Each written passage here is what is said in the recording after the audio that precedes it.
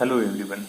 तो देखिए, जिस प्रकार अपन इससे पहले चर्चा कर रहे थे कि बाजार संतुलन किस प्रकार होता है, बाजार संतुलन क्या क्या से है, मांग एवं पूर्ति से किस प्रकार संतुलन किया जाता है, और फिर बाजार की मांग और बाजार की पूर्ति के द्वारा समग्र जो मांग होती है और समग्र पूर्ति के द्वारा किस प्रकार बाजार संतुलन में आता है। ये अपन पिछले वाले अध्याय में पिछले वाले टॉपिक तक पढ़ चुके थे। अब देखिए, बाजार संतुलन में अपन आगे बात करते हैं।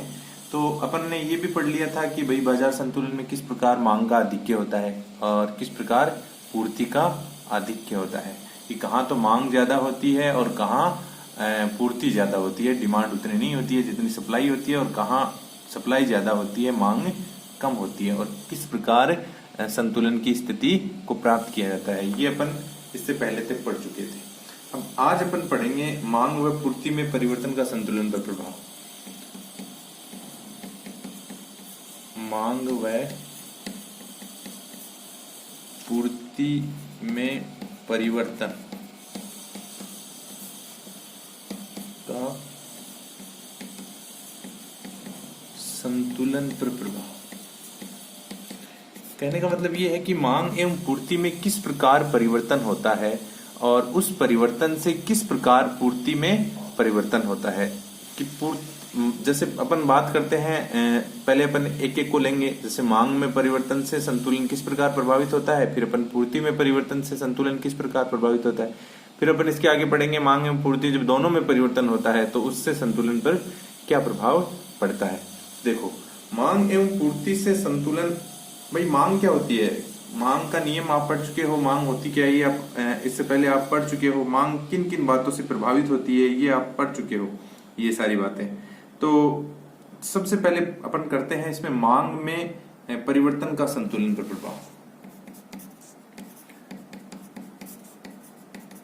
मांग में परिवर्तन का संतुलन पर प्रभाव।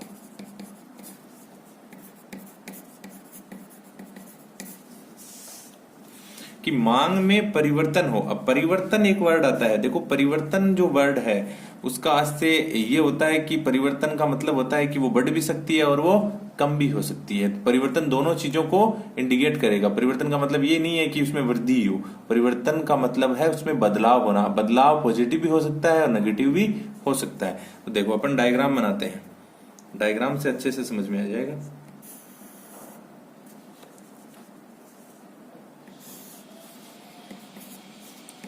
ये आपका डिमांड कर्व है, ये आपका सप्लाई कर्व है। अब देखो, ये क्वांटिटी, ये प्राइस है, कीमत, मात्रा, एक्स एक्सिस और वाई एक्सिस। अब देखिए, ये है आपका प्रारंभिक संतुलन। ये एक डिमांड कर्व है और ये एक सप्लाई कर्व है। डी एक मांग वक्र है और एस एक पूर्ति वक्र है, और इससे संतुलन मान लेते हैं इसको ई बिंदु पे, यहां जहां दोनों आपस में क्या कर रहे हैं, एक दूसरे को काट रहे हैं। अब देखो, अगर अपन पढ़ रहे हैं मांग में परिवर्तन, मैं कहता हूं कि मांग में परिवर्तन का मतलब यहां अपन पहले वृद्धि कर लेते हैं। ये मांग बढ़ गई, ये डी डेस कोई नया मांग आ गया। देखो, वृद्धि होगी तो ये दाहिनी तरफ क्या करेगा, शिफ्ट हो जाएगा, दाहिनी तरफ खिसक जाएगा, ये दाहिनी तरफ है। और अगर कमी होगी तो ये इधर बाईं तरफ शिफ्ट हो जाएगा, D0 से। तो देखो, मांग में परिवर्तन पढ़ रहे हैं अपन, तो परिवर्तन में सबसे पहले अपन ने वृद्धि की है। ये इधर वृद्धि है दाहिनी तरफ, ये बाईं तरफ क्या है, मांग में कमी है। तो देखो, मांग में वृद्धि हुई है, मांग में वृद्धि होने से नया मांग वक्र आ गया आपका डी डेस है। अब देखो, प्रारंभिक संतुलन आपका प्रारंभिक मांग वक्र डी है, प्रारंभिक पूर्ति वक्र एस है, और ये दोनों एक दूसरे को काट रहे हैं ई बिंदु पे। तो यहाँ ई बिंदु पर मात्रा है OQ और यहाँ कीमत है OP, और संतुलन ई बिंदु पर है। ठीक है, तो आपके बाजार का संतुलन यहाँ हो गया। अब अगर मांग में परिवर्तन होता है तो देखो, मांग में परिवर्तन अपन ने दोनों साइड में करके देख लिया है। मांग में वृद्धि, यहाँ दाहिनी तरफ अगर ये शिफ्टिंग होता है तो मांग में वृद्धि होती है। तो मांग में वृद्धि डी डेश नया मांग वक्र बना। अब देखो, ये इस पूर्ति वक्र और मांग वक्र यहाँ आपस में प्रतिच्छेद कर रहे हैं ई डेश बिंदु पर यहाँ। तो यहाँ मात्रा हो जाएगी आपकी ओ क्यू डेज और कीमत हो जाएगी ओ पी डेज। अर्थात मांग में वृद्धि होने से कीमत में क्या हो गया, क्योंकि देखो सप्लाई पूर्ववर्ती है, पहले जो सप्लाई थी वही सप्लाई अब है, तो पूर्ववर्त सप्लाई होने से मांग में वृद्धि हुई है, तो मांग में वृद्धि होने से कीमत क्या करेगी, ऊपर जाएगी, तो कीमत बढ़कर ओपी डेज हो गई और नया संतुलन हो गया अपना ई डेज पर। तो ये तो हुई मांग में वृद्धि की बात। अब अगर मांग में कमी की बात करें तो देखो D0 एक नया मांग वक्र है नीचे की साइड, ये जो प्रारंभिक अपना डी मांग वक्र है उससे बाएं तरफ शिफ्टिंग हुआ है। अब यहां देखो इस मांग वक्र को ये इस बिंदु पर काट रहा है, E0 बिंदु पर, E0 बिंदु पर यहां काट रहा है। नया डिमांड में कमी होने के कारण सप्लाई पूर्ववर्ती है, तो यहां मात्रा तो हो जाएगी Q0 और कीमत हो जाएगी OP0।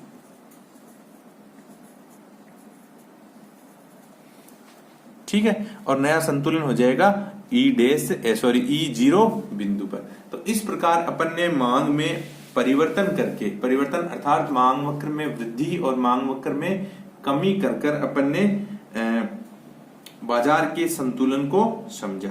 तो ये तो हो गया मांग में परिवर्तन का संतुलन पर क्या प्रभाव पड़ता है। इसको अगर अपन अलग अलग डायग्राम में बनाना चाहें तो अलग अलग भी इंडिकेट कर सकते हैं। अपन ने समझने के लिए एक ही डायग्राम में बना दिया है कि ज्यादा टाइम नहीं लगे, इसलिए अपन ने एक ही डायग्राम में दोनों को ले लिया। अगर आप अलग अलग लेना चाहो तो देखो छोटे छोटे मैं बना के दिखाता हूं आपको। प्रारंभिक संतुलन है, मान लेते हैं ये आपका सप्लाई कर्व है, ये आपका डिमांड कर्व। अगर वृद्धि होगी तो ये इधर फ्लक्चुएट होगा, डी डेस, ये प्रारंभिक है ई बिंदु पे। अगर इसमें वृद्धि होगी तो ये इधर फ्लक्चुएट होगा और यहाँ ई डेस पर नया संतुलन होगा और कीमत बढ़कर हो जाएगी ओपी डेस और मात्रा हो जाएगी OQ1। ये तो हो गई वृद्धि की बात। अगर इसको कमी के लिए अपन बनाना चाहें, ये आपका है सप्लाई कर्व, ये आपका है डिमांड कर्व। अगर इसमें कमी होती है तो ये इधर बाईं तरफ शिफ्टिंग होगा, बाईं तरफ होने D0 से इंडिकेट। प्रारंभिक संतुलन है अपना वही, ई बिंदु पर OP मात्रा है और OP कीमत है और OQ मात्रा है। अब देखो अगर इसमें कमी होगी तो कमी होने से ये नीचे की ओर शिफ्ट होगा अर्थात बाईं ओर शिफ्ट होगा, तो OP0 कीमत हो जाएगी, E0 बिंदु पर नया संतुलन है यहाँ और OQ0 मात्रा हो जाएगी। इस प्रकार और अपन ने एक साथ इनको दर्शाना चाहे कि मांग में परिवर्तन का संतुलन पर कैसे प्रभाव पड़ता है, तो तीनों को एक साथ इस प्रकार से दर्शाया जा सकता है। That's it। तो ये हुआ आपकी एक चीज कि मांग में परिवर्तन का संतुलन पर क्या प्रभाव पड़ता है। इसको अपन ने डायग्राम के द्वारा और इसकी थ्योरी को बोल के समझ लिया है कि किस प्रकार मांग में परिवर्तन होता है, इससे अपने जो बाजार का संतुलन है वो किस प्रकार प्रभावित हो सकता है। तो अब अपन देखो इसके आगे अपन पढ़ते हैं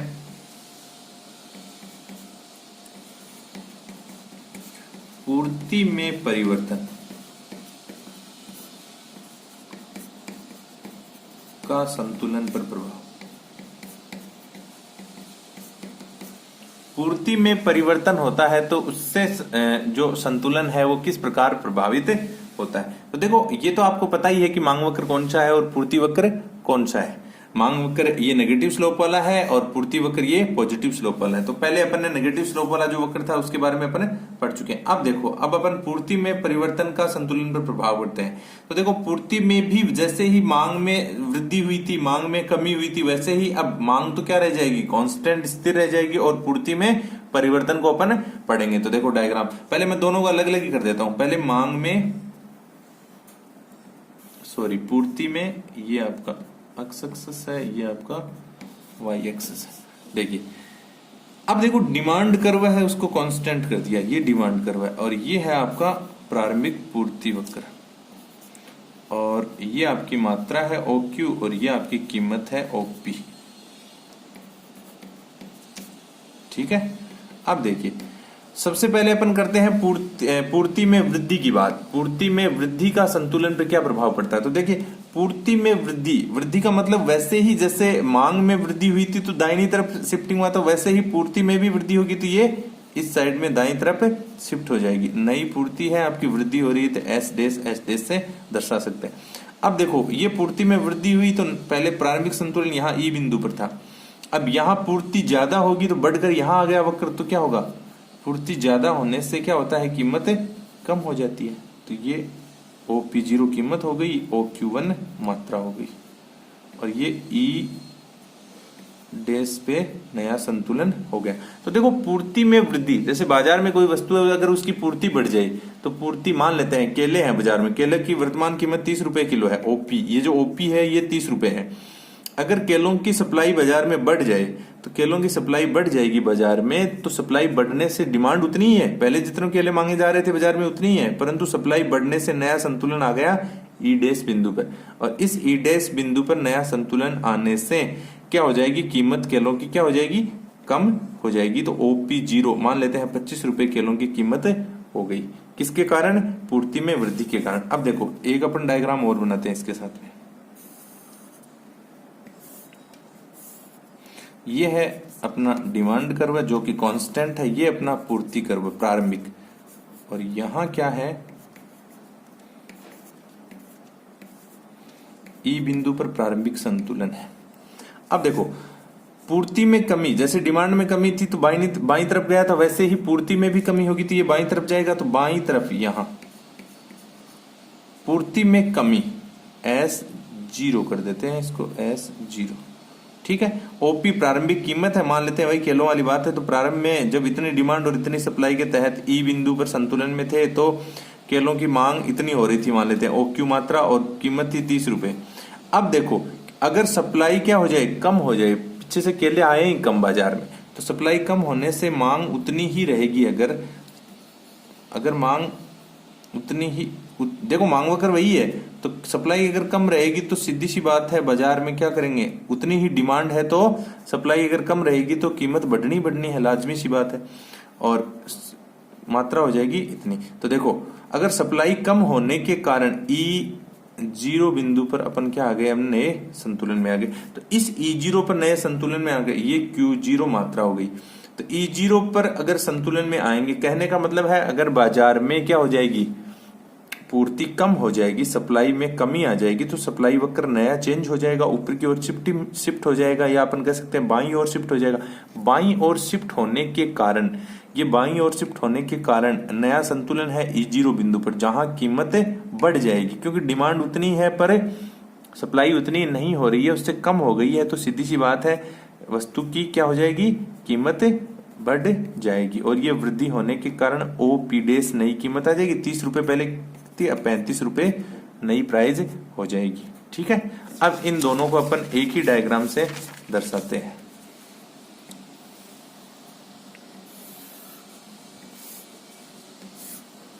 ये आपका प्रारंभिक सप्लाई कर्व है, ये आपका डिमांड कर्व है।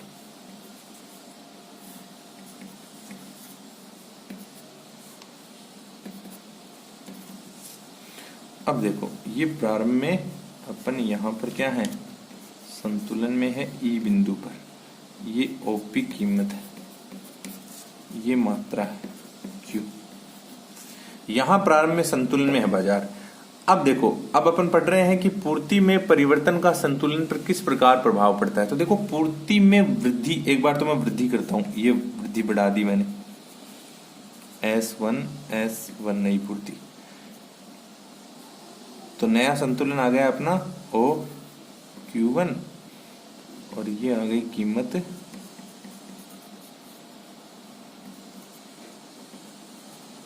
P0, OP0।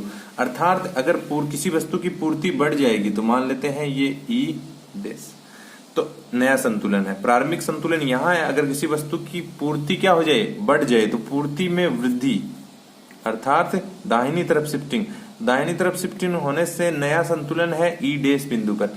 इस ई डैश बिंदु पर उस वस्तु की मात्रा तो बढ़ जाएगी OQ1 पर, परंतु सप्लाई बढ़ने के कारण उसकी कीमत में क्या आ जाएगी, कमी आ जाएगी, और नई कीमत होगी OP0।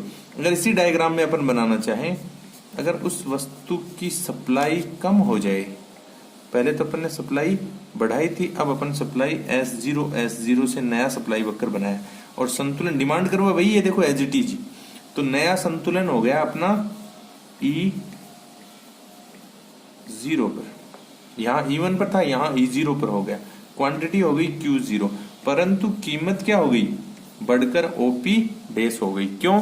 क्योंकि इससे पहले अपन एग्जांपल लेके पढ़ा था। अब ये तो यहाँ अपन ने समझने के लिए दोनों डायग्राम को एक ही डायग्राम में बना दिया है, परंतु स्थिति ये हुई कि देखो सप्लाई में यहाँ क्या हो गई है, बाईं तरफ सप्लाई वक्र बाईं तरफ शिफ्ट हो गया है, तो सप्लाई में कमी होने के कारण, वही केलों वाली बात है, अगर केलों की सप्लाई कम हो जाएगी डिमांड उतनी ही रहेगी, तो क्या होगा, अब नई स्थिति में E0 बिंदु पर एक उपभोक्ता या एक बाजार संतुलन में होगा, और इस संतुलन की स्थिति में क्या होगा, इस संतुलन की स्थिति में उसकी प्राइस बढ़ जाएगी, क्योंकि डिमांड उतनी ही है परंतु सप्लाई क्या हो गई है, घट गई है। तो सप्लाई घटने के कारण उस वस्तु की कीमत में वृद्धि हो गई है और मात्रा में कमी हो गई है। तो इस प्रकार अपन ने दो स्थितियां पढ़ी हैं, किसी वस्तु की मांग एवं पूर्ति में परिवर्तन से उसके बाजार संतुलन पर किस प्रकार प्रभाव पड़ता है। ये अपन ने दो डायग्राम के माध्यम से और इस थ्योरी के माध्यम से आसानी से समझ लिया है। ये बहुत ज्यादा कुछ हार्ड नहीं है, बहुत सरल सी बात है। संतुलन, बाजार संतुलन पर जो इफेक्ट पड़ता है मांग एवं पूर्ति के परिवर्तन का, उसको इन चित्रों के माध्यम से आसानी से समझा जा सकता है। तो इस प्रकार अपन ने पढ़ा। अब इसके आगे अपन और पढ़ते हैं।